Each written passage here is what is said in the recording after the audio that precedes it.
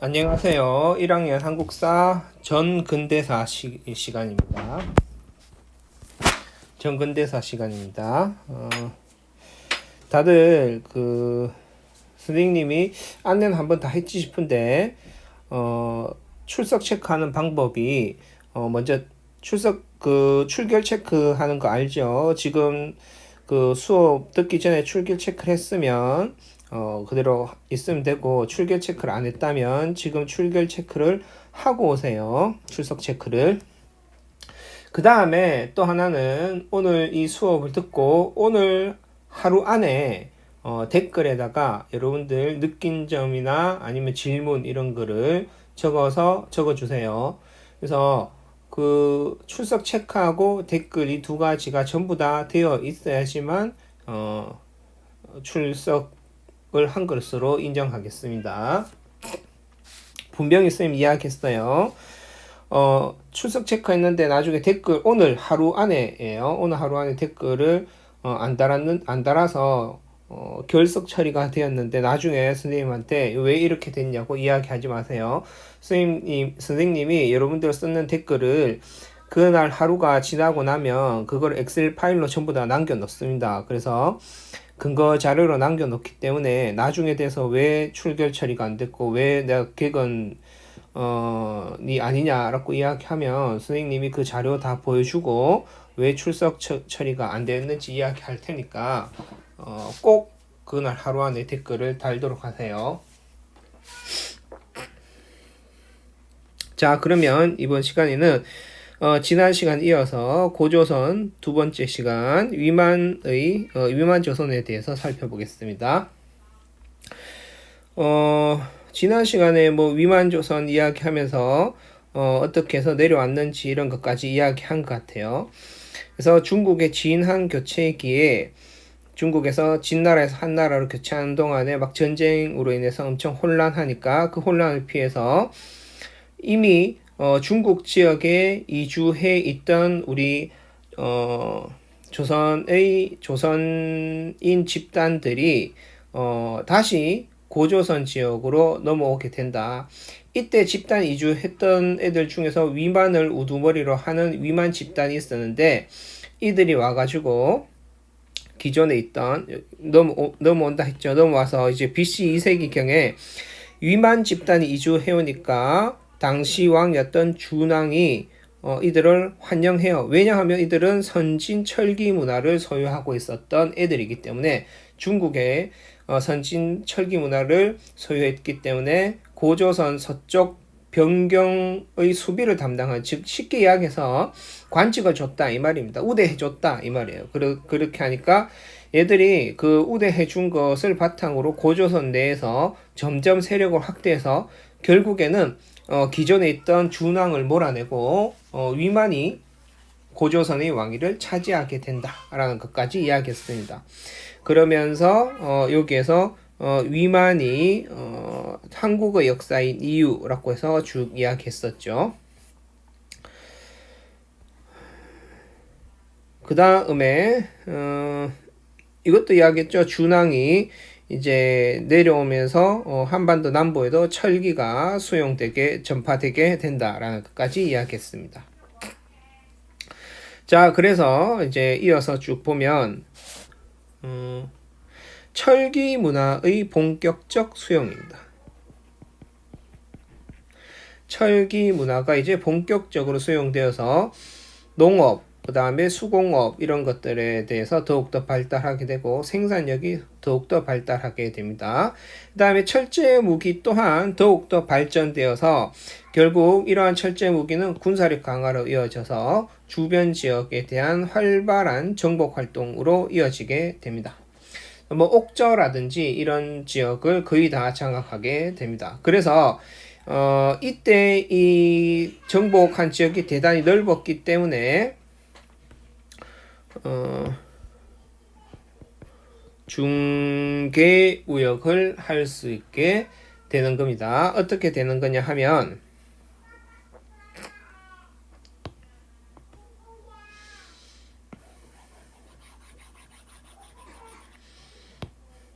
지난번에 그 댓글을 보다 보니까 누가 이 세형동검은 한반도에서만 나오는 거냐라고 물어본 것 같은데, 맞아요. 세형동검은 한반도에서만 나오기 때문에 한국식 동검이라고도 이야기합니다.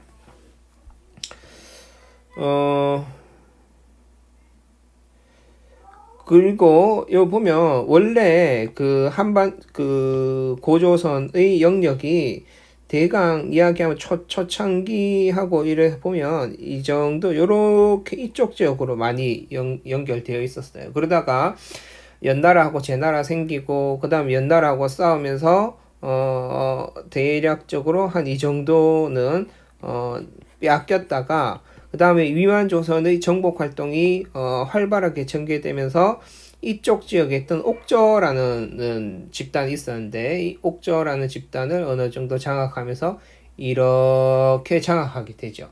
그래서 결국 어떻게 되느냐 하면 여기 한반도 남부에는 이 당시에 진이라는 나라가 있었습니다.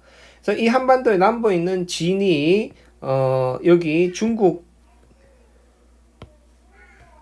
한반도 남부에 있는 진이라는 나라가 여기 있는 한나라하고 교역을 하기 위해서는 여러분들 생각에는 바다를 직접 이렇게 건너가면 되겠지 하겠지만 당시로서는 그 항해술이 뛰어나지 못해서 직접 갈 수 없어요. 가려면 반드시 이 해안가를 따라서 가야 되기 때문에 역시 고조선 지역을 넘어가야 되고 육지를 통해서 가도 고조선 지역을 넘어가야 됩니다.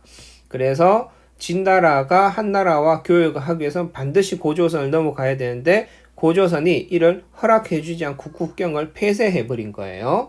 그렇기 때문에 결국 진나라는 한나라의 선진 물품을 수입해 오기 위해서는 먼저 고조선이 한에서 물건을 수입해 오고 그것을 다시 진나라로 넘겨주는 이런 방식으로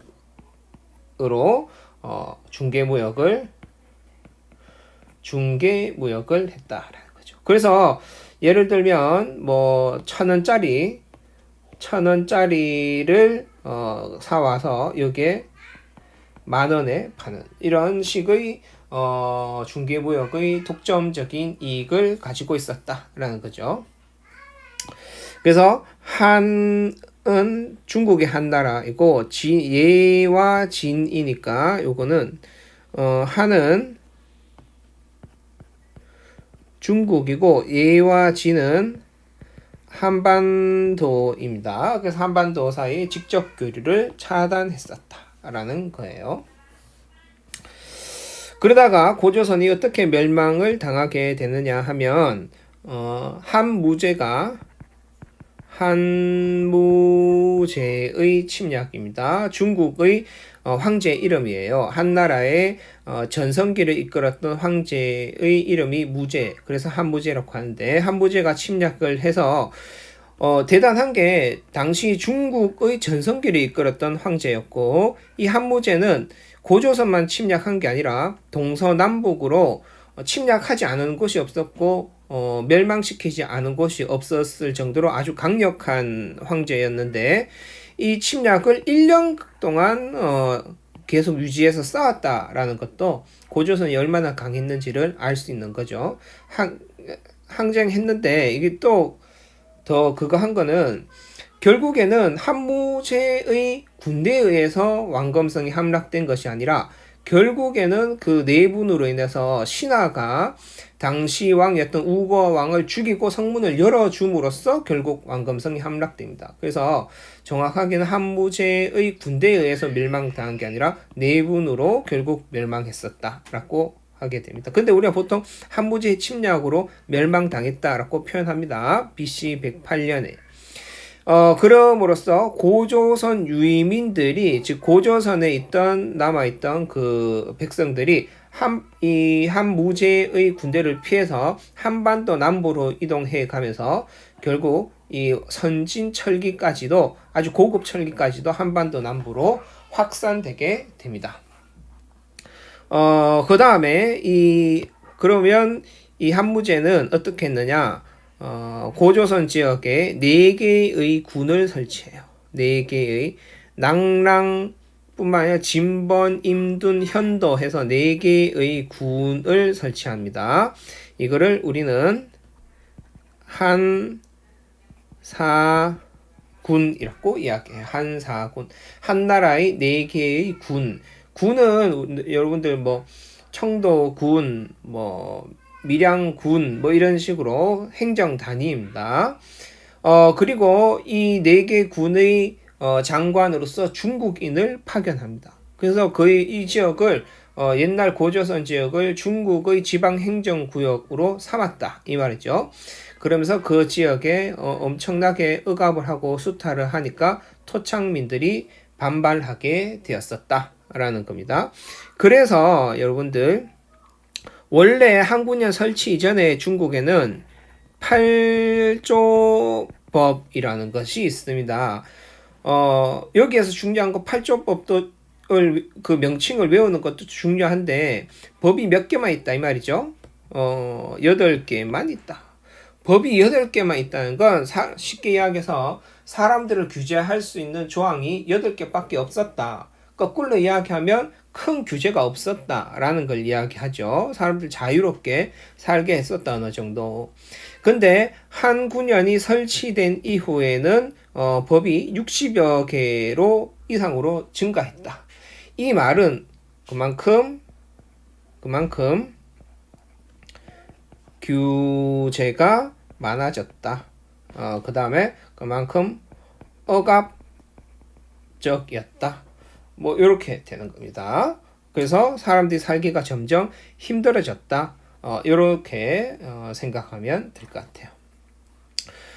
옆에 요거는 8조법 혹은 8조 8가지의 금하는 법이라고 해서 8조 금법 그냥 8조법이라고 하는데 요거 뭐 좀 중요합니다. 그래서 보면 사람을 죽인 자 8개의 법이 있다고는 하는데 현재 남아오는 건 1개, 2개, 3개의 조항밖에 없어요. 마지막에 이거는 왠지 이런 것이 있었지 않았을까라고 하는 추정 조항입니다. 그래서 보면 사람을 죽인 자는 곧바로 죽인다 라고 하죠. 우리가 이를 통해서 알 수 있는 건 뭘까요? 지금 여러분들 잠시 이 선생님 이야기한 걸 잠시 끊고 이걸 8조법을 보고 이를 통해서 그 의미하는 바가 무엇인지 뭘 중시하는 것이고 무엇이 존재했고 어떤 사회였고 뭘 사용했다라는 것을 알 수 있는지 요걸 한번 읽어보고 적어봅시다. 잠시 끊고 저는 바로 설명할게요. 자, 그래서 보면 사람을 죽인 자는 곧바로 죽인다 라는 거니까 그만큼 생명을 중시했었다 라는 겁니다. 남에게 상해를 입힌 자는 곡식으로 갖게 한다. 그러니까 사람을 그만큼 못 죽이고 생명을 중시했었던 이유, 그 다음에 상처를 입히면 곡식으로 갖게 하는 거, 이거 모두 다 뭐를 중시한다? 그만큼 사람이라는 것은 곡식을 생산해내는 노동력이라는 거죠. 그래서 노동력을 중시하는 모습이다. 다음 세 번째는 도둑질을 하면 재산을 몰수하고 그 집에 노비로 삼는다. 여기에서 보면 노비로 삼죠. 그 다음에 용서받고자 할 때는 50만 전도 있죠. 그래서 이런 것을 봤을 때는 노비라는 것이 존재하는구나. 노비가 존재한다는 것은 결국 이것은 신분제 사회, 신분이 존재하는구나. 그 다음에 마지막으로 50만 전이니까 돈도 있구나. 화폐를 사용하는구나 라는 것이죠. 마지막에 이게 다른 데 보면 여자들이 모두 정숙하고 엄란한 짓을 하지 않았다라고 해서 막 강조하고 있는 부분이 나와요. 그래서 왠지 이와 관련된 추가 조항이 있지 않을까라고 모두들 생각하고 있습니다. 그래서 이를 통해서 봤을 때는 상당히 남성 위주의 가부장적 사회였구나라고 생각을 할 수 있어요. 그래서 이 8조법을 통해서 고조선의 사회에 대해서 좀 살펴봤습니다. 자, 요 정도 보고 이제 고조선이 멸망한 이후에, 즉 말하자면 이제 철기가 만주 및 한반도 전역으로 쫙 퍼지면서 각 지역에서 여러 나라들이 발생하게 되는데, 그 모습들에 대해서 살펴보겠습니다. 참고로 이때 발생한 나라를 우리는 연맹왕국이라고 이야기해요. 그러면 연맹왕국이 뭐냐라고 한다면 이렇게 되는 거죠. 이전에 국가가 성립되기 이전에는 각 지역마다 부족들이 존재했을 겁니다.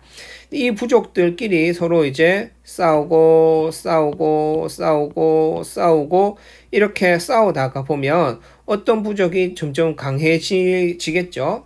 그러면서 주변에 있는 부족들이 특정 부족을 중심으로 연맹을 맺게 됩니다. 이 연맹은 싸워가 져서 연맹을 맺기도 하고, 혹은 싸우지 않고 전마가 세니까 우리 그냥 같이 합치자, 연맹하자 라고 하는 거죠. 근데 여기서 여러분들 한 가지 유의해야 하는 것은, 연맹을 맺는다라는 건 특정, 예를 들어서 이 A 부족이 B 부족과 완전 압도적으로 세서 B 부족을 완전히 몰살시킬 정도의 군사력을 가지고 있다면 연맹을 하겠습니까? 직접 지배하겠습니까? 당연히 직접 지배하겠죠. 그러니까 둘이 A하고 B 부족이 싸우면 A 부족이 싸워서 이길 정도는 되지만, B 부족을 완전히 몰살시키기에는, B 부족을 몰살시키고 나면 A 부족도 예를 들어서 3분의 2 이상은 죽고 없어지는 거예요. 그러니까 결국 이렇게 싸우면 서로가 서로한테 너무 힘이 들고 너무 이렇게 소모전이기 때문에, 결국 A 부족 네가 강한 거 B 부족이 인정해 줄게, 대신 우리 싸우지 말고 연맹하자, 요런 방식으로 되는 겁니다. 그러니까 당시로서는 고만고만한 상황인 거죠. 거기서 어떤 부족이, 특정 부족이 좀 세다 이거예요. 그래서 만들어진 국가가, 연맹을 통해서 만들어진 국가 연맹왕국이고, 우리 교과서에서는 이 연맹왕국을 초기국가라고 표현합니다. 여러분들 그냥 단순히 초기국가, 초창기에 있는 그냥 국가 이렇게 느낌적으로 표현하는 것이 아니라, 초기국가라는 건 연맹왕국을 이야기합니다. 그러면 이 연맹왕국의 특징은 무엇일까? 가장 핵심적인 특징은 아까 이야기했다시피 특정 부족이 세긴 하지만 완벽하게 센 상태도 아니고, 그냥 우위를 좀 인정해주는 상태에서 그 부족 중심으로 모이는 것이다 보니까, 왕권이라는 것은 매우 강하겠습니까? 약하겠습니까? 왕권이라는 것은 매우 약했어요. 그래서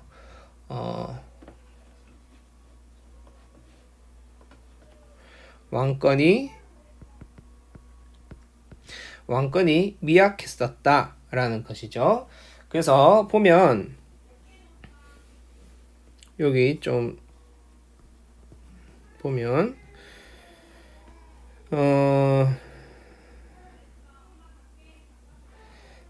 여기서 이야기하죠.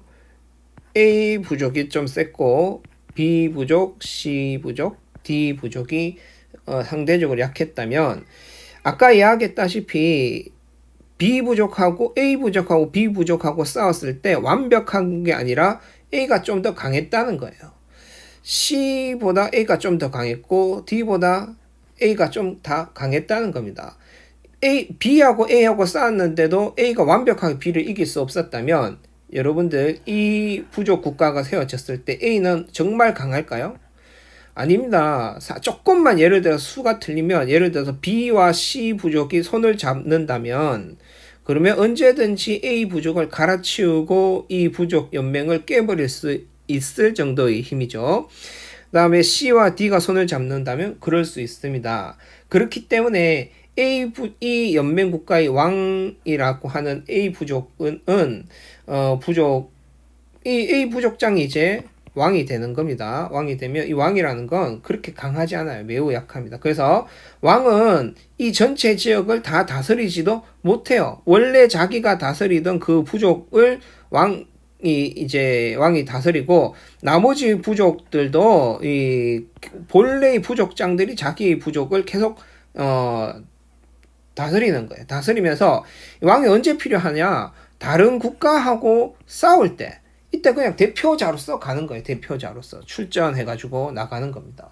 그러면 전쟁하려면 다른 부족장들한테 야 우리 전쟁하려는데 서로 얼마씩 한 10명씩 차출하자. 그래서 왕의 부족에서 10명, 여기에서도 10명, 여기서 10명, 여기서 10명 이래서 50명이서 가서 싸우고 만약에 이 전쟁에서 졌다. 왕이 혼자 띡 돌아왔다. 그럼 어떻게 되겠습니까? 다른 부족장들이 왕에게 그 책임을 물으면서 왕을 죽이는 경우도 심지어 있었고, 그다음에 두 번째 이 얼마나 왕권이 약했느냐? 왕이 죽어요. 뭐 예를 들어서 아파서 죽거나 수명을 다해서 죽으면 우리가 생각하듯이 당연히 왕이니까 그 아들이 왕이 되겠지라고 생각하지만 그거 아닙니다. 각 부족장들이 모여가지고 새로운 왕을 선출합니다. 그러니까 왕권이 매우 약했다는 거죠. 또 하나 더 국가의 중대사를 왕이니까 내가 왕이니까 이렇게 해라 저렇게 해라 해서 할 수 있는 거 아니에요. 국가의 중대사는 각 부족장들이 모여가지고 각 부족장들 여기에는 원래 그 부족장이었던 왕까지 포함이에요. 부족회의라는 걸 열어요. 부족장회의죠. 더 그 선명하게 이야기하면 이 부족장 회의를 통해서 결정된 사항을 왕이 집행하는 겁니다. 왕이 그것을 이렇게 명령을 내리는 거예요. 그러니까 왕 맘대로 못하는 겁니다. 요거를 이해하고 보면 자 봅시다. 왕권이 미약했어요. 왕은 본래 자신의 부족 구역만 통치하는 겁니다. 연맹에 참여한 부족장들은 가라고 불렀어요. 가라고 불렀어요. 원래 무슨 A 부족장, 호랑이 부족장인데 이제 이 연맹 왕국이 되니까 더 이상 부족장이라고는 이야기할 수 없죠. 부족이 이제 연맹돼서 하나의 국가, 예를 들어 고구려, 백제 이렇게 부여 이렇게 생겼으니까 그들을 부족장이라고 더 이상 부르지 않고 가라고 불렀어요. 가. 그래서 고추가 뭐 이런 식으로 아니면 하여튼 대가 뭐 이렇게 소가 뭐 이런 식으로 불렀습니다. 불리면서 자기 부족 구역을 독자적으로 통치했었다. 그 다음에 전쟁 등 국가 중대사는 제가라는 건 여러란, 제는 여러, 제군들 할 때 그거에 여러 부족장들, 가들이 모여서 뭐를 통해서 회의를 통해서 결정했다. 이때 여러분들 이 회의를 아까는 부족장 회의라 했지만 우리 여기서 한 개 배웠죠. 이 부족장을 가라고 한다. 그래서 여러 가들이 모여서 회의를 한다라고 해서 이 회의를 제가 회의라고 이야기합니다. 그래서 왕도 이 결정에 따라야 했다. 그래서 왕권이 매우 약했다. 결론은 왕권은 매우 약했다.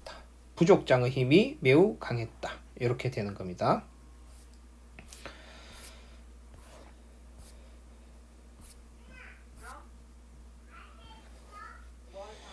자, 이제 각 나라들의 성장과 발전에 대해서 살펴봅시다. 먼저 부여를 보면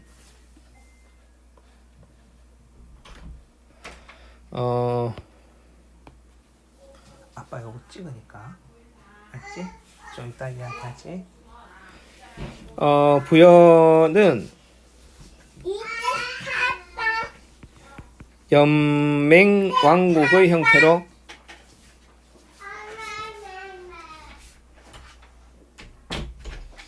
잠깐 이 영상을 찍는 동안 쌤 아들이 난입했습니다. 그래서 연맹 왕국의 형태로 왕권이 미약했다. 쭉 앞에서 설명했던 겁니다. 가축 이름의 가예요. 이것도 중요합니다. 가축 이름의 부족장들이 가들이 사출도를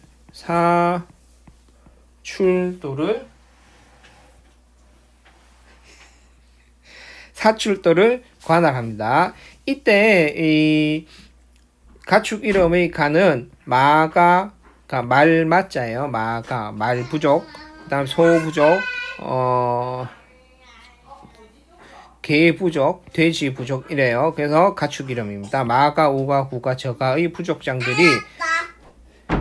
그러니까 지금 4명의 부족장이죠. 4명의 부족장이 각각 자기의 부족을 다스리니까 하나, 둘, 셋, 4개여서 4개라고 4예요. 4출도를 관할합니다.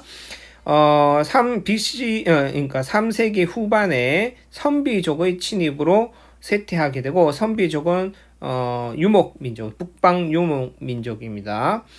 침입으로 쇠퇴하고 결국에는 고구려에 멸망하게 된다. 라는 거예요. 풍속을 보면 순장의 풍습이 있어요. 순장이라는 건 그 주인이 죽으면 그 밑에 따르던 사람들을 같이 묻는 거죠. 이때 산채로 묻을까요? 죽여서 묻을까요? 우리 순장이라 하면 주인이 죽으면 산채로 사람들을 막 묻어요. 묻는 건데 많으면 100명을 순장하거든요. 많은 데는 100여 명을. 그러면 여러분들 100명의 사람들을 산채로 땅에 묻는 게 좀 쉽겠습니까? 엄청 어렵죠. 그래서 살아있는 사람을 무덤가로 데려가서 땅에 묻을 때는 뭐 예를 들어서 뭐 목을 찌른다든지 가슴을 찌른다든지 해서 죽여서 묻습니다. 그래서 어쨌든 순장이라는 건 왕 등 어떤 지배자가 죽으면 주변에 있는 따르던 시녀, 그 다음에 부인, 뭐 신하 이런 사람들을 같이 묻습니다. 순장이라고 하고, 순장은 부여에만 있었는 게 아니라 당시 연맹왕국 대부분의 나라에서 순장의 풍습이 있는데 이 부여에는 정확하게 그 기록으로 순장이 매우 유행했다 뭐 이런 식으로 나와 있기 때문에 우리가 이렇게 외우는 겁니다. 그 다음에 영고라고 하는 제천 행사가 있었어요. 그런데 이 영고가 제천 행사가 12월 달에 했다라는 것은 농사하고 크게 상관없고 이거는 아마 사냥과 관련이 있지 않을까라고 생각하고 있습니다. 그 다음에 형사취수제라는 게 있어요.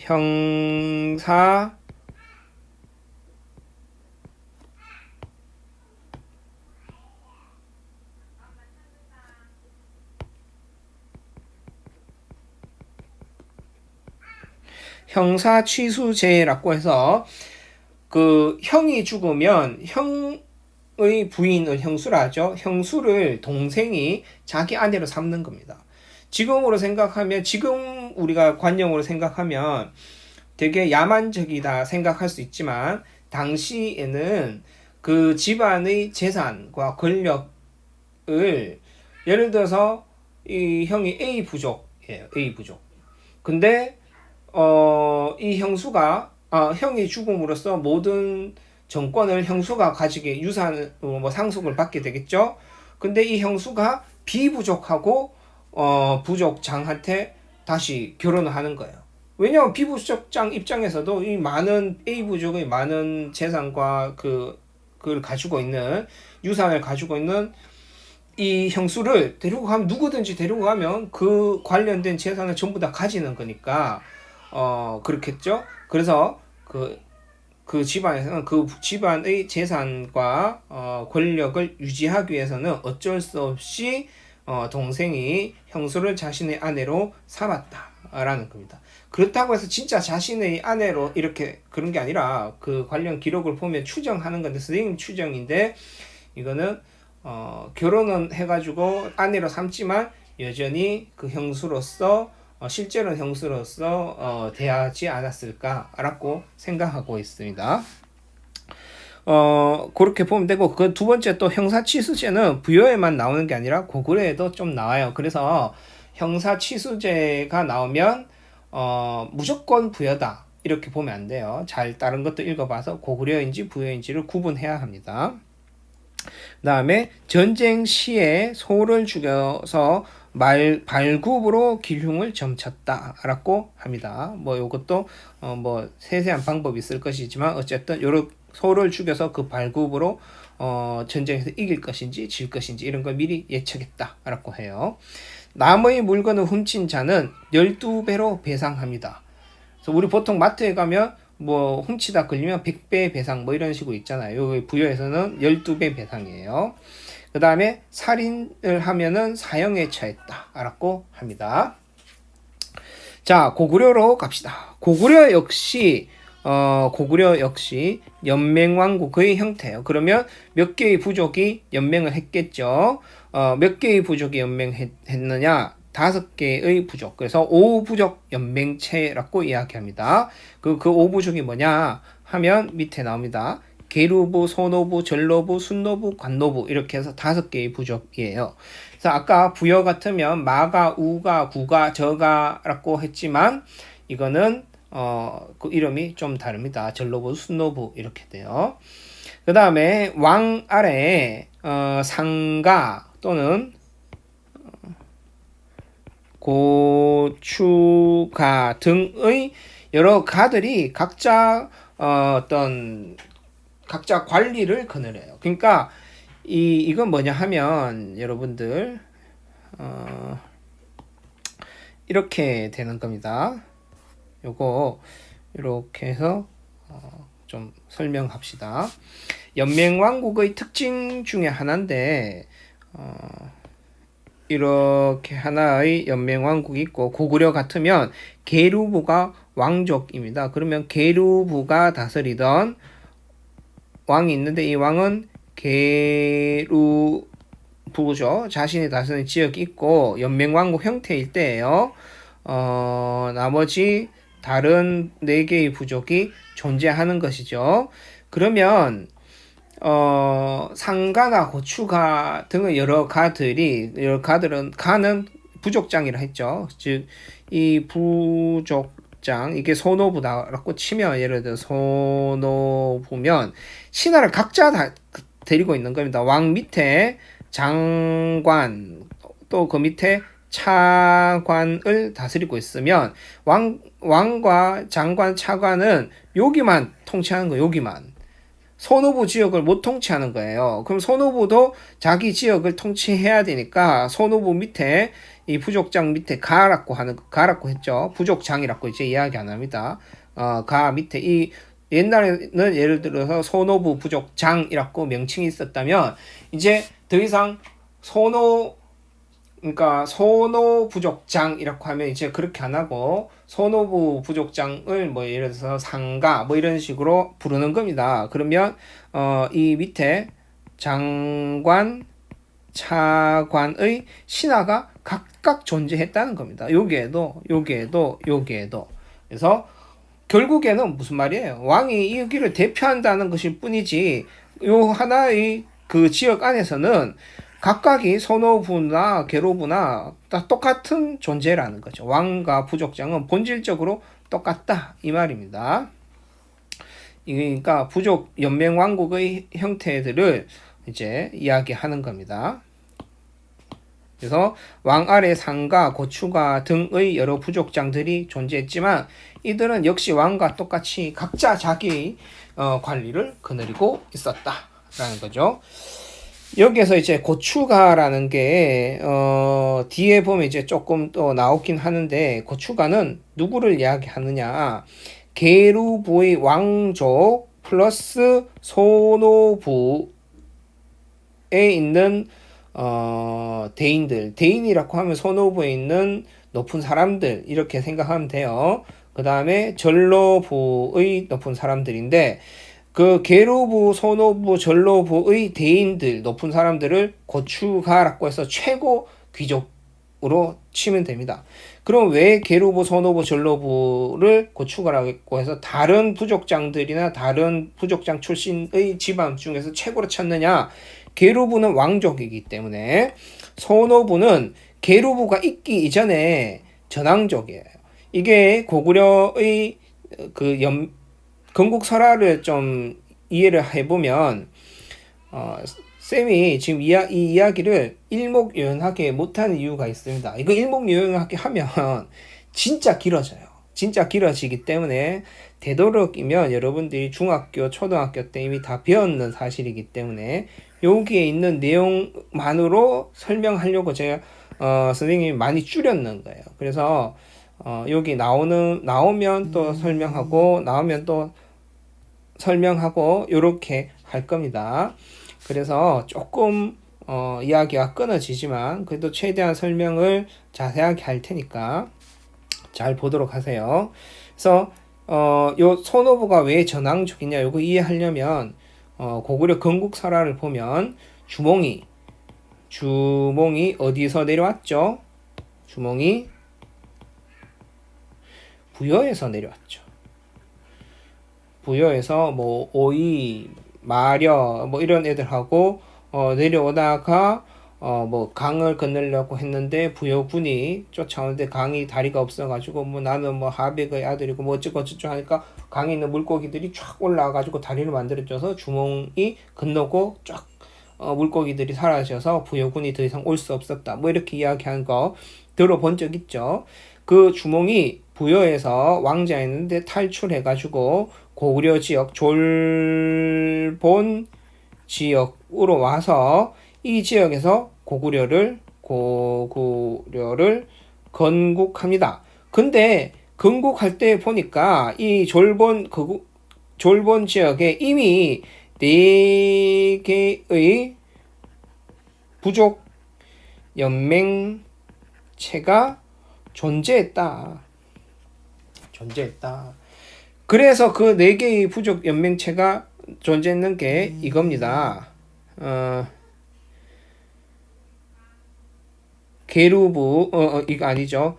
요거죠. 서노부, 전노부, 순노부, 관노부. 이 4개의 부족 연맹체 이미 존재했었는데, 이때 4개의 부족 연맹체의 중심이 누구였냐면 서노부가 중심이었어요. 그러다가 주몽이 부여에서 끌고 내려온 이 집단이 누구냐? 계루부인 거죠. 이 계루부는 부여에서 온 애들이에요.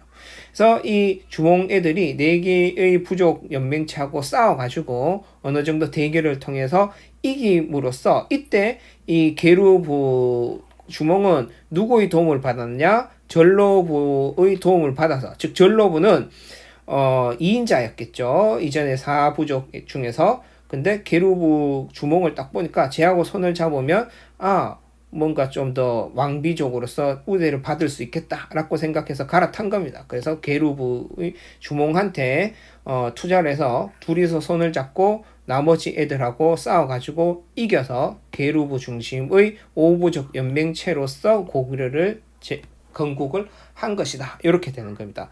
그렇게 되었기 때문에 이제 그 계루부 입장에서도 아까 이야기했다시피 왕권이 매우 강한 건 아니기 때문에 기존에 있는 부족장들의 권한을 어느 정도 그대로 인정해 주어야 됩니다. 그래서 고추가라는 것을 만들어서 계루부의 왕족, 그 다음에 자신들을 도와줬었던 전로부, 즉 왕비족인 전로부의 대인들, 높은 사람들, 그 다음에 기존의 왕족이었던 소노부의 높은 사람들, 이들은 뽑아가지고 완전 최상위급 귀족으로서 만들어준 것이 고추가였습니다.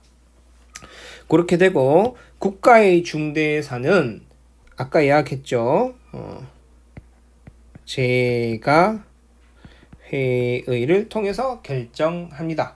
근데 이것도 잘 기억을 해야 하는 건 제가 회의 말뜻은 여러 부족장들의 회의이지만 이 회의체 이름이 고구려, 백제, 신라 전부 다 조금씩 이름은 달라요. 그래서 우리가 제가회의라고 하면 고구려의 회의체 이름이 제가회의구나 라고 외워둬야 되겠습니다. 사회의 모습을 살펴봅시다. 이들은 약탈 경제였어요. 이유는 딱 하나, 산악지대의 위치에서 농경을 도저히 지을 수 없었기 때문입니다.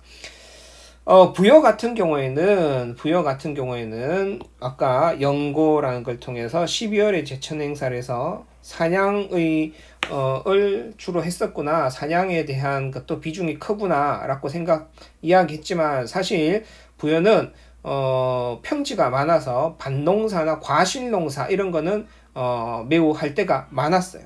그러니까 농사 플러스 사냥이죠. 농사 플러스 사냥인데 어쨌든 제천 행사는 12월 달에 했었다라는 건데 고구려 같은 경우에는 그야말로 평지가 없었습니다. 그래서 100% 산악지대였어요. 그 말은 농사를 전혀 지을 수가 없었다. 그렇기 때문에 고구려 사람들은 먹고 살려면 약탈을 다른 데서 약탈을 해올 수밖에 없었다라는 겁니다. 두 번째 서옥제라는 것이 있어요. 서옥제라는 것이 있는데 이거는 뭐냐 하면 남성이 일정 기간 처가살이를 통해서 노동력을 제공해서 여자와 결혼할 수 있는 겁니다. 이거는 뭐냐 하면 결혼을 아주 일찍 약속합니다. 어떤 남자와 여자 집안에서. 그러면 남자가 한 10살쯤 돼서 이제 뭐 조금 걸레질도 하고 힘을 조금 쓸 수 있을 때쯤 되면 예를 들면 한 13살, 4살 이럴 때쯤 되면 여자 집에 가요. 그러면 여자 집에서는 컨테이너 박스 같이 뭐 이런 식으로 아주 흐름한 남자가 살 수 있는 집을 창고처럼 한 개를 만들어 줍니다. 거기서 결혼 정년기가 될 때까지 여자집에서 시키는 모든 일을 다 합니다. 농사일도 하고 마당 쓰라고 하면 마당도 쓸고 거의 머슴처럼 일을 하다가 여자집에서 보는 거죠. 아, 저놈 저거 남자 구실 하겠다. 힘 좀 쓰겠다. 즉 노동력으로서의 한 명의 노동력으로서의 가치가 있다라고 생각이 들면 예를 들어서 10살에 갔는데 한 10년에서 20살이 딱 되면 그때 돼서 내 딸과 이제 결혼해라 라고 해서 결혼하고 남자 집으로 가는 겁니다. 요거를 그 임시 거처 남자가 여자 집에서 일할 때 쓰는 그 임시 거처를 서옥이라고 불렀어요. 그래서 서옥제라고 하고 똑같은 말로 대릴사위제라고도 이야기합니다. 고구려에서 있는 특색 있는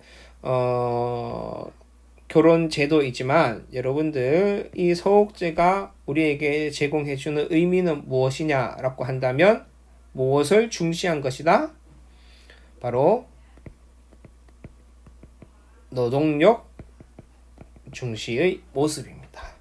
즉 사람 한 명이 가지고 있는 그 가치를 어느 정도인지를 시험한 거예요.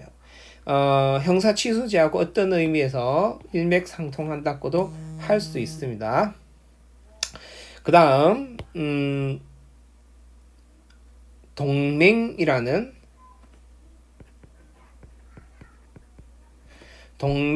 제천 행사를 합니다. 요거는 10월 달에 했어요. 10월 달에. 그렇다고 해서 이 동맹이 농경과 관련이 있다. 이렇게 이야기할 수는 없어요. 이거는 농경이 아주 불리한 자연 환경이 있기 때문이에요. 그냥 10월 달에 동맹이라는 걸 했다. 동맹이라는 이름은 주몽의 이름에서 따왔어요. 주몽이 왕이 되면서 동명왕이라고 이야기를 했거든요. 그래서 이 동명왕을 기린다고 해서 동맹이고 따라서 이 동맹에서는 뭘 했느냐 주몽을 제사함을 모셨어요. 그러니까 주몽이라고도 이야기할 수 있고 동명성왕이라고도 이야기할 수 있고 혹은 건국자죠. 그렇게 이야기하면 되겠어요. 그 다음에 특이한 거 있습니다. 감옥이 없어요. 이거 특이해서 시험에 제법 잘 나옵니다. 그래서 고구려에서는 감옥이 없고 그러면 범죄자가 있으면 어떻게 했느냐? 그때 재가 회의를 통해 가지고 즉결 처분했어요. 그래서 예를 들어서 5대 때려라 이러면 때리고 죽여라 하면 죽이는 겁니다. 가두지 않아요. 그렇기 때문에 아주 엄격한 법률을 적용했고 여기에서도 형사치수제라는 거 존재한다. 기억을 하면 되겠습니다. 자, 이제 옥저하고 동해하고 사만이 있는데 여기에서 우리가 반드시 알아야 되는 거 한 개가 더 있어요. 각 나라의 위치를 지도상에서 반드시 알아야 됩니다. 이거 매우 중요합니다. 각 나라의 위치. 그래서 부여는 만주 지역 제일 위쪽에 있다. 그 다음에 고구려는 여러분들 그 압록강과 두만강을 그리자면 이렇게 되는 것이죠. 여기에 백두산이 있고 그렇기 때문에 압록강 상류 지역에 여기에 고구려가 있구나라는 거. 그 다음에 북한에서 핵미사일 요즘 아니라 계속 있는 되죠. 여기 옥저가 여기 있구나. 그 다음에 요 쏙 들어가는 여기에 동해가 있구나. 그래서 그 다음에 요쪽에 마한, 진안, 변안 요거 기억을 해야겠습니다. 그래서 요 길을 다 합쳐서 사만이라고 이야기하는 것이죠. 그 다음에 요 평양성이 있는 요쪽 지역이 낭랑 지역입니다. 요것도 알아두면 좋겠어요. 낭랑 지역. 그렇게 돼요.